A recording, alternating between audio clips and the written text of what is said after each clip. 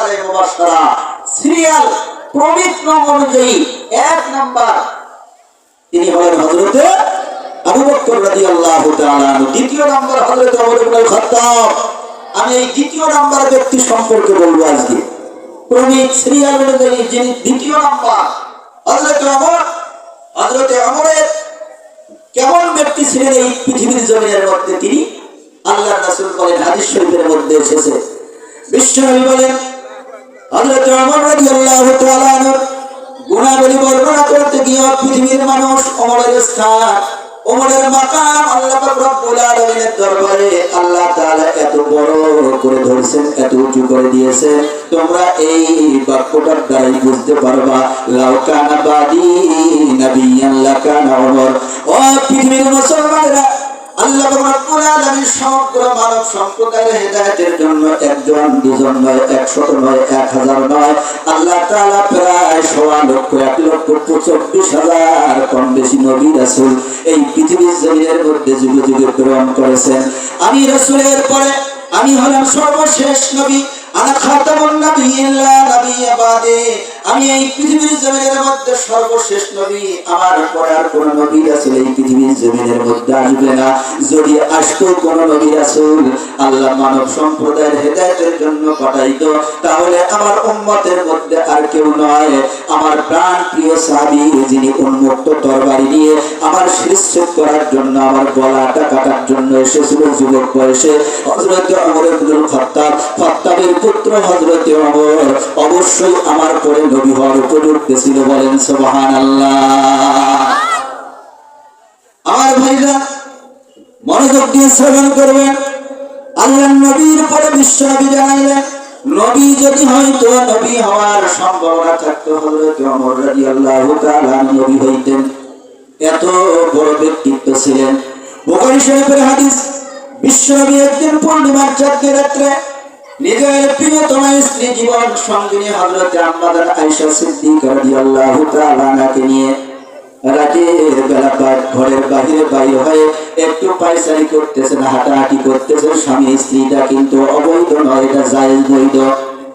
আমার বন্ধুগণ, হযরত আম্মাদান আয়েশা সিদ্দিকা রাদিয়াল্লাহু তাআলা আনহা পূর্ণিমার চাঁদের রাত্রে আকাশের মধ্যে একটা দুটো নয়, শত নয়, হাজার হাজার নয়, লক্ষ লক্ষ তারকা পূর্ণিমার চাঁদের রাত্রের মধ্যে আকাশের মধ্যে মিটমিট করে জ্বলতেছে। আম্মাদান আয়েশা সিদ্দিকা রাদিয়াল্লাহু তাআলা আনহা বিশ্বনবীকে ডাক দিয়ে বলেন, ইয়া রাসূলুল্লাহ, ইয়া হাবিবাল্লাহ, আজকে আমার মনের মধ্যে একটা প্রশ্ন বারবার ঘুরপাক খাচ্ছে। ও আল্লাহর রাসূল, আসমানের মধ্যে এই যে লক্ষ কোটি তারকা দেখা যাইতেছে পূর্ণিমার চাঁদের রাত্রে, কাল কিয়ামতের ময়দানে আপনার কি এমন কোন উম্মত পাওয়া যাবে যে না নেকের পাল্লাগুলো যখন মিজানের পাল্লার মধ্যে নেকিগুলো ওজন দেওয়া হবে, আপনার ওই উম্মতের নেকের পাল্লা, নেকের সংখ্যা আসমানের এই অগণিত তারকার চেয়ে ভারী হবে? বলেন সুবহানাল্লাহ।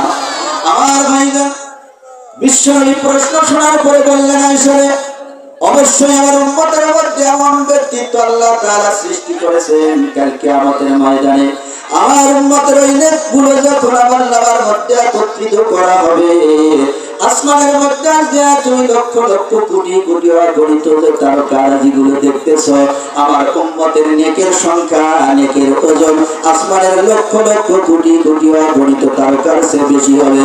হযরত আম্মাদান আয়েশা সিদ্দিকা রাদিয়াল্লাহু তাআলা আনহা মনে করলেন, আমি এবার দ্বিতীয়বার প্রশ্ন করব, ও আল্লাহর রাসূল, ওই সৌভাগ্যবান ব্যক্তিটাকে? এই প্রশ্ন যখন করব অবশ্যই আল্লাহর রাসূল উত্তর দিবে, তোমার পিতা হযরত আবু বকর রাদিয়াল্লাহু তাআলা আনহু। জোরে বলেন মারহাবা। হযরত আয়েশার মনটা বলছিল, আমার পিতাই তো সবার সর্বপ্রথম মুসলমান হয়েছে পুরুষদের মধ্যে। জোরে বলেন কথা ঠিক না ঠিক? আমার পিতার এত অবদান ইসলামের মধ্যে, যে অবদান আল্লাহর রাসূল জীবনে ভুলতে পারে নাই, কিয়ামত পর্যন্ত কোন মুসলমান ভুলতে পারবে না। আমার পিতাই ছিল রাসূলের হিজরতের সাথী। কি বলেন কথা ঠিক না ঠিক? মুসলমান ভাইয়েরা আমার, হযরত আম্মাদান আয়েশা জানতে চাইলেন, ইয়া রাসূলুল্লাহ, ইয়া হাবিবাল্লাহ, ওই সৌভাগ্যবান ব্যক্তিটাকে আপনার কোন উম্মত, আল্লাহর কোন বান্দা যার নেক আমলের সংখ্যাগুলো কিয়ামতের ময়দানে লক্ষ লক্ষ কোটি কোটি তারকার আছে আরো বেশি হবে, ওজনে ভারী হয়ে যাবে। বিশ্বনবী এবার আমাদের আয়েশাকে লক্ষ্য করে বললেন, আয়েশা, ওই ব্যক্তিটার কেউ নয়, আমার প্রাণ প্রিয় সাহাবী খাত্তাবের পুত্র হযরত ওমর রাদিয়াল্লাহু তাআলা ওমর ইবনে খাত্তাব। সঙ্গে সঙ্গে হযরত আয়েশার চেহারাটা খারাপ হয়ে গেল, চেহারা মলিন, মনটা খারাপ। আল্লাহর নবী হযরত আয়েশার চেহারা দেখে এই মুখের প্রতিচ্ছবিটা দেখার পরে বুঝতে পারলেন বাইরের মহিলারা কিন্তু সৃষ্টিগতভাবে একটু হিংসুটে বেশি হয়। জোরে বলেন কথা ঠিক না বেঠি? খালি যদি আপনার স্ত্রীর সামনে অন্য কারো প্রশংসা করছেন, বিশেষ করে মহিলা মানুষের, এ দেখবেন একেবারে তেলে বেগুনে জ্বলে উঠছে। রান্না করি, খাওয়াই, আমি এত যত্ন, খেদমত, সেবা যত্ন দেই, আর প্রশংসা করে অমুকের বাড়ির বেটি ছোঁয়া। জোরে বলেন কথা ঠিক না বেঠি? হযরত আমাদের আয়েশা তো মহিলাদের বাহিরে কেউ নয়। যখন নিজের পিতার নামটা না বলে আল্লাহর রাসূল ওমরের নামটা বলছে, হযরত আয়েশা তেলে বেগুনে জ্বলে উঠছে যে ওমর নাকি রাসূলকে হত্যা করার জন্য এসেছিল। সেই ওমর এত বড় সৌভাগ্যবান হইল, আর আমার পিতা এত কিছু করলো, আমার পিতা এত বড় মর্যাদাবান হইল না। আমার বন্ধুরা, বিশ্বনবী এবার নিজের স্ত্রী আমাদের আয়েশা সিদ্দিকা রাদিয়াল্লাহু তাআলা আনহাকে ডাক দিয়ে বলেন, আয়েশা রে, তোমার মনটা খারাপ কেন? হযরত আমাদের আয়েশা সিদ্দিকা রাদিয়াল্লাহু তাআলা আনহা যখন আল্লাহর রাসূলের কাছে তুলে ধরলেন কথাটা, ইয়া রাসূলুল্লাহ, এই মক্কার জমিনের মধ্যে যখন আপনি কালেমায়ে তয়্যিবা আল্লাহ তাআলার একত্ববাদের প্রচার শুরু করে দিলেন, মক্কার কোন কাফের মুশরিক আপনার দাওয়াত গ্রহণ করে নাই। সবার আগে আমার পিতা আবু বকর ইবনে কুহাফা তিনি ইসলাম ধর্ম গ্রহণ করছেন। মক্কার কোন কাফের মুশরিক, এমনকি আপনার আত্মীয় স্বজনরা যখন আপনাকে ঘর থেকে তাড়িয়ে দিয়েছিল, বিতাড়িত করেছিল, কেউ আপনাকে আশ্রয় দেয় নাই, জায়গা দেয় নাই, আমার পিতা আপনাকে আশ্রয় দিয়েছে। এই পৃথিবীর জমিনের মধ্যে মক্কার মধ্যে একদিন নয়, দুদিন নয়, দীর্ঘ 53 বছর বসবাস করার পরে আপনার দেশবাসী যখন আপনাকে মারার ষড়যন্ত্র করেছিল, দীর্ঘ 53 বছর মক্কার জমিনের মধ্যে অবস্থান করে আল্লাহ তাআলার নির্দেশ প্রাপ্ত হয়ে যখন মদিনায় হিজরত করার জন্য রওনা হয়ে যান, মদিনায় হিজরতের সঙ্গী আপনার আর কেউ ছিল না, আমার পিতা হযরত আবু বকর ছিল। ওগো আল্লাহর রাসূল, আমার তো মনের আশা ছিল, চাওয়া ছিল, পাওয়া ছিল যে আপনি এই সৌভাগ্যবান ব্যক্তি হিসেবে আমার পিতার নামটা ঘোষণা করবেন। বিশ্বনবী জানায় দিয়ে বলেন, আয়েশা রে, কাল কিয়ামতের ময়দানে কঠিন মুসিবতের দিনে আকাশের মধ্যে লক্ষ লক্ষ কোটি কোটি অগণিত তারকার সংখ্যার চেয়ে ওমরের নেকের সংখ্যাটা ভারী হয়ে যাবে, বেশি হয়ে যাবে। ওই আসমানের তারকাগুলোর ওজন হচ্ছে ওমরের নেকের ওজন বেশি হয়ে যাবে।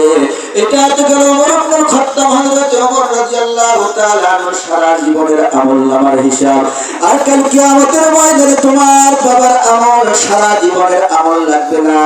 মিজানের এক পাল্লার মধ্যে যদি ওমর ইবনে খাত্তাব হযরত ওমরের সারা জীবনের নেক তুলে এক পাল্লার মধ্যে তুলে দেওয়া হয়, তোমার বাবার সারা জীবনের আমল লাগবে না। মাত্র একটা রাত্রির আমল যদি মিজানের অপর পাল্লার মধ্যে তুলে দেওয়া হয়, তাহলে ওমরের সারা জীবনের আমলনামার পাল্লাটা আসমানের মধ্যে, বাতাসের মধ্যে উড়াইতে থাকবে।